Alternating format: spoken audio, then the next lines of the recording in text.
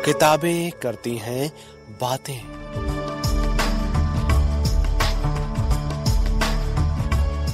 आवाज की तरंगों पर मेहनतकश जनता का साहित्य।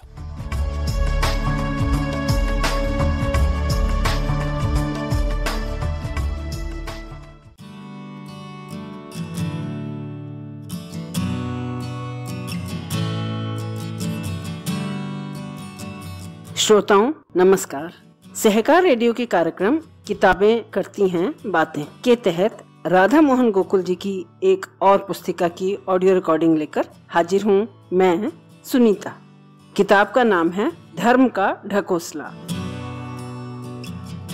ये पुस्तिका राधा मोहन गोकुल जी के 4 लेखों का संकलन है जो कि उस समय की अलग अलग पत्र पत्रिकाओं में प्रकाशित हुए थे। इसका संपादन किया है कात्यायनी और सत्यम ने तथा इसे प्रकाशित किया है राहुल फाउंडेशन लखनऊ ने। गोकुल जी भारतीय राष्ट्रीय जागरण के मनीषियों में गिने जाते हैं। उन्होंने भारतीय चिंतन परंपरा की प्रतिगामी धारा को खारिज करते हुए प्रगतिशील धारा को अपनाया और साथ ही पश्चिमी देशों के क्रांतिकारी जनवादी वैज्ञानिक और प्रगतिशील मूल्यों को अपनाने पर बल दिया। रामविलास शर्मा के शब्दों में वो प्रेमचंद और निराला की परंपरा के निर्माता उसके अभिन्न अंग थे। तो सुनिए इस पुस्तक की ऑडियो रिकॉर्डिंग की दूसरी कड़ी और इसका दूसरा अध्याय कानून और सरकारें। ये इस अध्याय का पहला भाग है। ये लेख अर्ध साप्ताहिक प्रणवीर में जनवरी 1929 में धारावाहिक रूप में प्रकाशित हुआ था।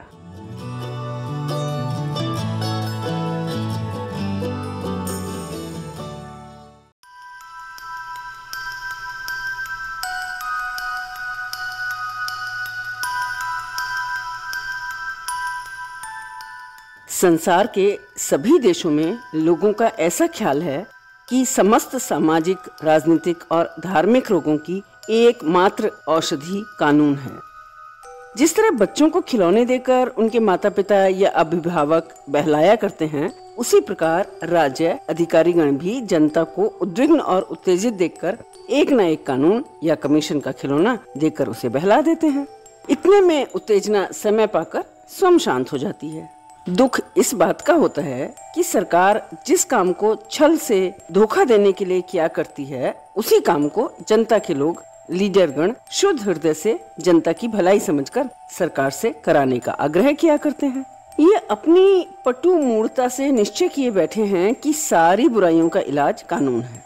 जिस दोष को हम स्वतः दूर कर सकते हैं, उसे दूर करने के लिए दूषित प्रथा को उठाने या बदलने के लिए हम सरकार के सामने एक नए कानून की मांग पेश कर देते हैं। ये तमाशा हम हर रोज काउंसिलों की कार्रवाई में प्रत्यक्ष देख सकते हैं। ये हमारी अंतःस्थल में बैठी हुई गुलामी का कुफल है कि हमसे राह चलते किसी पुलिस के नौकर ने या किसी पब्लिक बिल्डिंग में जाते हुए उसके दरबान ने अभद्रता का व्यवहार किया तो हम कहने लगते हैं कि इस प्रकार के दुर्व्यवहार को रोकने के लिए कानून होना चाहिए। अगर गांव की सड़क खराब रहती है तो कानून बनना चाहिए। खेती बाड़ी, पशुपालन, व्यापार आदि में कोई अड़चन नजर आई कि नए कानून की आवश्यकता की पुकार मची।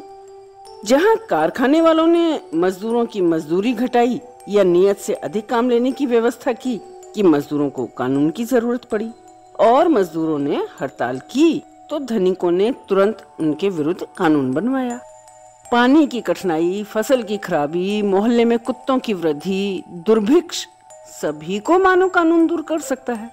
इसलिए हम लोग बात बात पर नए कानून बनवाने के पीछे पड़े रहते हैं। हमारा पिछला अनुभव बतलाता है कि कानून क्या है, इससे क्या हो सकता है और इसका उपयोग कैसे होता है। अमीरों की बात जाने दीजिए, क्योंकि सरकार उनके ही दलभुक्त लोगों की बनी हुई होती है। अमीरों को अपनी सुविधा के लिए नया कानून बनाकर या बिना कानून ही अपना अर्थ सिद्ध करना साधारण बात है। पर साधारण जनता को इतना ज्ञान नहीं कि प्रत्येक कानून जो व्यवस्थापिका सभाओं के कारखाने में ढलता है, चाहे किसी बहाने, किसी अभिप्राय से क्यों ना तैयार किया जाए, गरीबों को पीसने के लिए सरकारी नौकरों के हाथ में एक नई चक्की का काम देता है। जनता को चून करने के लिए नया स्टीम रोलर बन जाता है। हर समय, हर जगह, हर काम के लिए हमें कानून की जरूरत नहीं होती। कुत्ते बिल्ली के लिए कानून, मांग संवारने के लिए कानून, स्त्रियों के महीन कपड़े पहनने के लिए कानून, बीड़ी सिगरेट पीने के लिए कानून।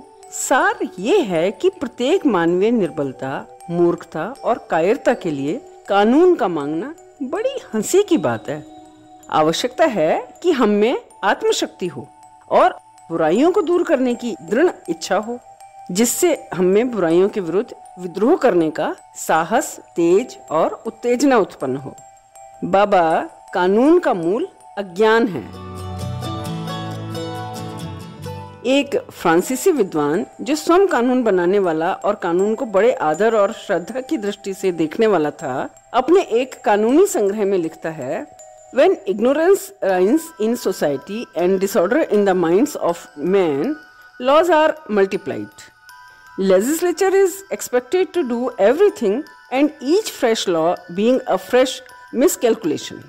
Men are continually led to demand from it, which can only proceed from themselves, from their own education and their own morality. अर्थात जब समाज में मूर्खता और लोगों के मनों में दुर्व्यवहार का साम्राज्य हो जाता है, तब कानून दिन दूने बढ़ने लगते हैं। लोग समझते हैं कि कानून सब कुछ कर देगा, परंतु हर नया कानून एक नया भ्रम या अविचार सिद्ध होता है। फिर भी लोग लगातार उससे वही चीज मांगा करते हैं जिसे वह स्वयं अपनी शिक्षा और नीतिमत्ता से कर सकते हैं। लेकिन हमको बाल्यकाल से ही ऐसी शिक्षा मिलती है जिससे हम पथभ्रष्ट हो जाते हैं, जो हम में से विरोध और विद्रोह की शक्ति हर लेती है और जबरदस्त के अंगूठे के तले सर झुकाकर चुप रह जाने का कुभाव उत्पन्न कर देती है। उसके फल से हम स्वयं खुशी खुशी कानून और सरकार का दुधारी अपने सर पर लटका लेते हैं। सहस्रों वर्ष से हमारे कान में लगातार यह ध्वनि होती आ रही है कि कानून की प्रतिष्ठा करो, अधिकारियों की आज्ञा का पालन करो। यही हमारे माता पिता गोद में हमें बतलाते हैं, यही पाठशालाओं में हमारे शिक्षक सिखाते और पढ़ाते हैं।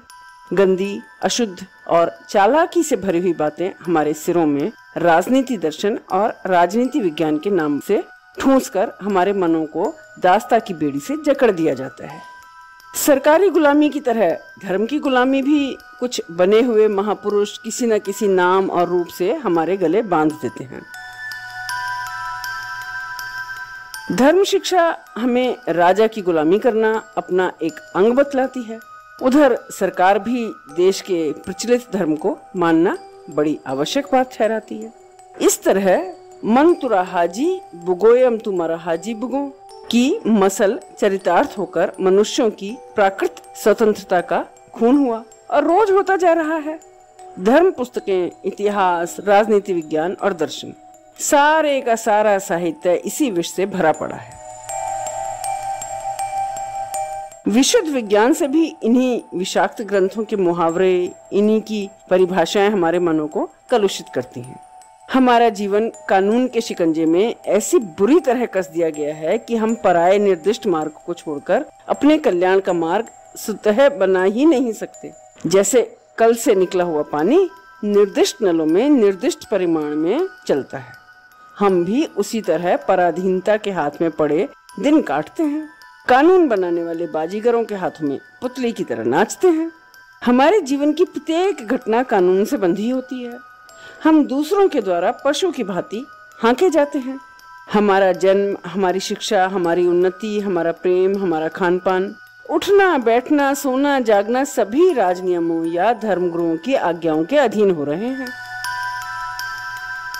इस दशा ने हम में से विचार शक्ति और किसी नए काम को करने की योग्यता हर ली है। कुछ दिन और यही बात रही तो हमें बिल्कुल गूंगे बहरे पशु बनकर रहना होगा। हमारे समाज ने मानो इस बात को मान लिया है कि हम जैसे बिना हवा और पानी जिंदा नहीं रह सकते, वैसे ही बिना कानून जीना असंभव है।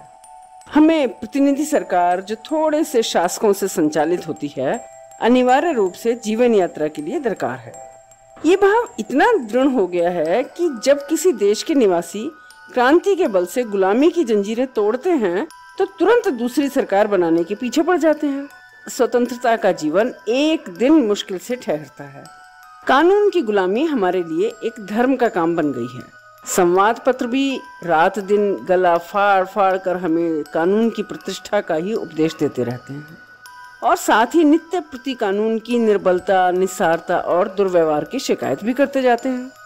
कानून पेशा लोग, वकील और बैरिस्टर जब अवसर और अधिकार पाते हैं तो उसी कानून पुष्टि के दुष्ट सिद्धांत के समर्थन में अपनी सारी शक्ति को लगा देते हैं। ये एक और जनता के पूर्ण अधिकारों की दुहाई देते हैं और मानते हैं कि जनता अपने समाज के संचालन की नीति स्वयं स्थिर करने की अधिकारी है। दूसरी ओर यही लोग एक व्यक्ति को अधिकार देते हैं कि वो जनता के प्रतिनिधियों के मंतव्य को जब चाहे ठुकरा दे और अपनी मनमानी बात को प्रधानता दे। क्या इसे कोई बुद्धिमान पुरुष ठीक मान सकता है? क्या इन दोनों में सामंजस्य है? पर नहीं। वर्तमान शासन पद्धति में प्रतिनिधि सत्तात्मक राज्य में भी प्रतिनिधि बनने वालों का काम स्वार्थ साधन ही होता है। संसार के सभी देशों की यही गति है। हमारे देश के अधिकार प्राप्त लोग भी यही चाहते हैं कि गोरी नौकरशाही के स्थान में काली नौकरशाही हो जाए तो हमारे और हमारे उत्तराधिकारियों के पौ बाहर हों। निर्वाचन अधिकारों में भी हम देखते हैं कि न्यायाभिमानी कानून न्याय की जड़ पर, समता के सिद्धांत पर कुल्हाड़ा मारते हैं। जिनके पास 3 रुपया या 15 रुपया मासिक भाड़ा देने को नहीं है, वह न प्रतिनिधि बन सकते, न चुनने में सम्मति दे सकते हैं। क्या इसका साफ मतलब ये नहीं है कि जिनका खून चूसकर अधिकार संपन्न लोगों ने फेंक दिया है, उनको समाज की अवस्था और व्यवस्था में बोलने का अधिकार नहीं? हमारा विवेक कहता है कि यह न्याय नहीं है, समता नहीं है, नीति नहीं है, स्वतंत्रता नहीं है, पर कानून जरूर है। हमको स्वयं आंख खोलकर देखना चाहिए कि हम कानून और सरकार को कितने दिन तक अपनी छाती पर पत्थर की तरह रखा रहने देंगे।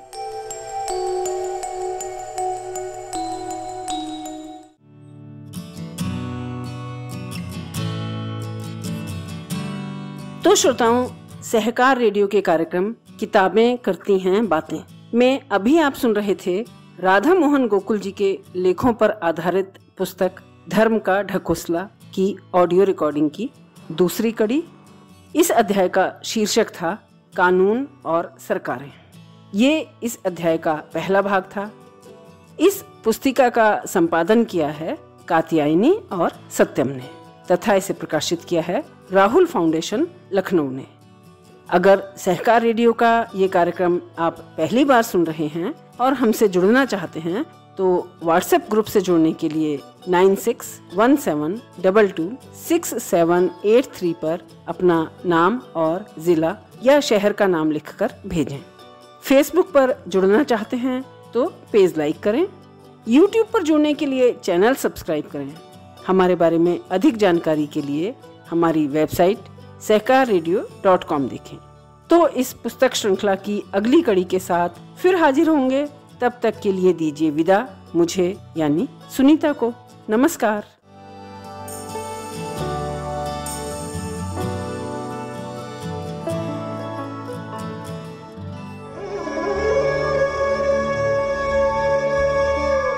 किताबें करती हैं बातें।